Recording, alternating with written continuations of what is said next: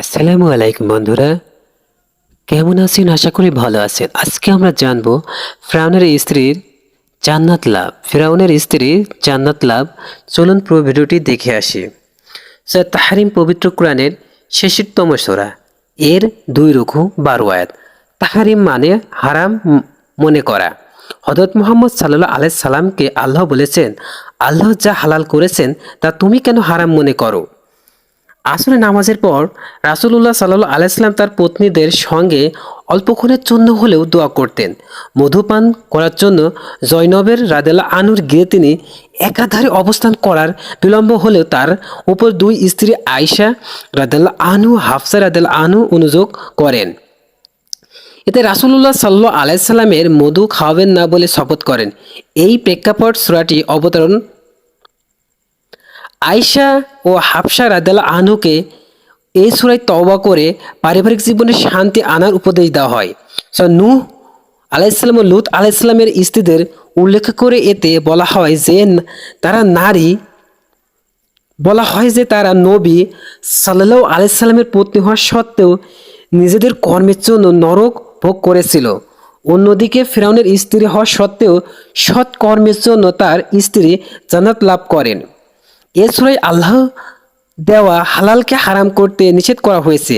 আল্লাহ বলেন, হে নবী, আল্লাহ তোমার জন্য যা বৈধ করেছেন কেন তুমি তা নিষিদ্ধ করছো তোমাদের স্ত্রী খুশি করার জন্য? আর আল্লাহ ক্ষমাশীল পরম দয়ালু। আয়াত 1।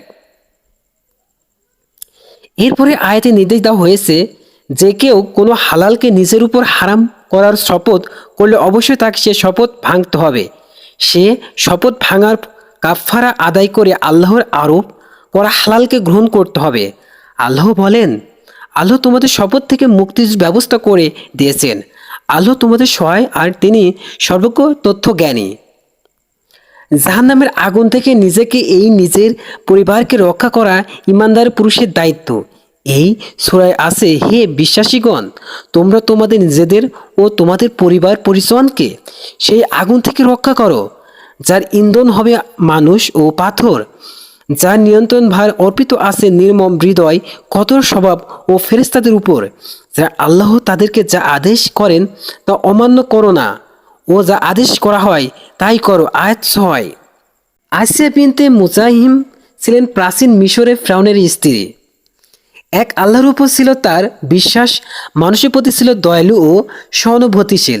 তার স্বামী ফিরআউন নিজেকে খোদা বলে দাবি করত। নিজের স্ত্রী অন্য উপাসনা করে এ তথ্য জানতে পেরে ফিরআউনের স্ত্রীকে চাপ দেন। আসিয়া অটল। ফিরআউনের তখন আসিয়াকে হত্যার আদেশ দেয়। ফিরআউনের সৈন্য সামন্ত তার হাত পা বেঁধে উত্তপ্ত সূর্যের নিচে ফেলে রাখে। ক্ষত বিক্ষত করা হয় তাকে, তবুও তিনি ঈমান ছাড়েননি। জীবনের বিনিময়ে তিনি ঈমান রক্ষা করেন। তিনি আল্লাহর প্রতিবেশী হওয়ার আকুলতা ব্যক্ত করেন। তার প্রার্থনার কথা সূরায় আছে এভাবে, হে আমার প্রতিপালক, তোমার কাছে জান্নাতে আমার জন্য একটা ঘর তৈরি করো, আমাকে উদ্ধার করো ফিরআউন ও তার দুষ্কর্ম থেকে, আর উদ্ধার করো সীমা লঙ্ঘনকারী সম্প্রদায় থেকে। সূরা শেষে ফিরআউনের স্ত্রী ছাড়াও আরেকটি দৃষ্টান্ত উল্লেখ করা হয়েছে। তিনি হযরত নূহ আলাইহিস সালামের অবিশ্বাসী স্ত্রী। বলা হয়েছে, আল্লাহ অবিশ্বাসীদের জন্য নূহের ও লূতের স্ত্রীর দৃষ্টান্ত উপস্থিত করেছেন।